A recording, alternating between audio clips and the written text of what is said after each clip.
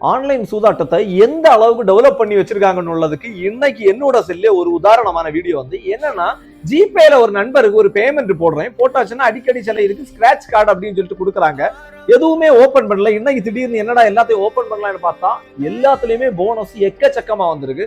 அதுலயும் ஆன்லைன் ரம்மிக்குன்னு 99 ரூபாயிலிருந்து 10,000 ரூபாய் வரைக்கும் போனஸ் அட்டை கொடுத்துருக்காங்க.